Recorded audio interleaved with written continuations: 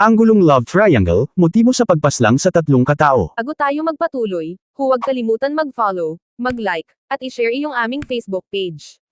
At huwag din kalimutan mag-subscribe sa aming YouTube channel, ang Serbisyo Balita Live Online. Maraming salamat po. Anggulong love triangle ang tinitingnang motibo sa likod ng pagkakapaslang sa tatlong katao sa Santo Niño Compound sa Barangay Mayapa sa lungsod ng Calamba. Kinilala ang mga biktima na sina Felix Busayon, Dante Luzano, at alias Vicky, na kapwa mga residente ng nasabing barangay. Batay sa investigasyon ng kapulisan, ayon sa isang saksi sa pangyayari, nagiinuman ang tatlong biktima kasama ang isang alias Cherry sa tapat ng isang kubo, nang dumating ang isa pang lalaking nakilalang si alias Anthony, at kinumpronta ang isa sa mga biktima doon. Idinagdag pa ng saksi, ang mainit na kumprontasyon ay nauwi sa pamamaslang sa tatlong biktima sa pamamagitan ng paghahataw ng tubo ng suspect. Magandang tanghali po. Ano po yung pangyayari sa Santo Niño at ano po sa tingin niyo ang motibo?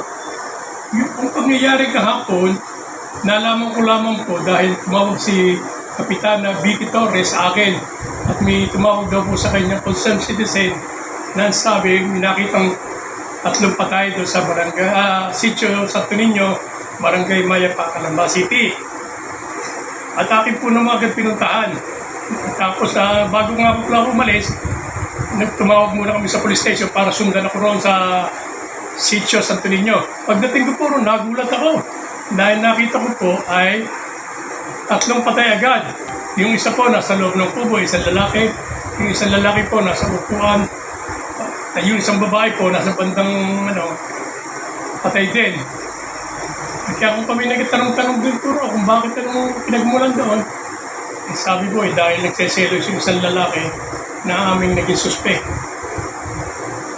Nung kami magkaikatan, nang dumating po ang pulis, nag-imbestiga, nung mabanggit yung pangalan ng lalaki, nag-ano na ako sa pulis na ating puntahan agad, baka makalis.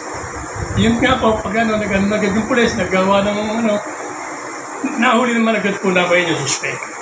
Mabilis na naitawag ang nasabing insidente sa tanggapan ng Barangay Public Order and Safety Office, kung kaya agad naman pinarespondehan ni Kapitana Vicky Torres ang nasabing insidente. Inabutan na ng mga kawani ng BPSO ang nasabing mga biktima na duguan at walang nang buhay. Mabilis din nirespondehan ng mga kapulisan ang nasabing lugar at sa pamamagitan ng mga BPSO ay natukoy ang bahay ng mga suspect. Napag-alaman pa na ang dalawang suspect ay magka-live-in, at nagawang patayin ni Anthony ang isa sa mga biktima dahil sa di umano'y may relasyon ito sa kanyang nobya na si Cherry. Ang dalawang suspect ay kasalukuyang nakapiit sa Calamba City Police Station Custodial Facility. Ian Almario, nagbabalita para sa Serbisyo Balita, mula sa Silid Balitaan ng DZSB, ang himpilan ng katotohanan at paglilingkod.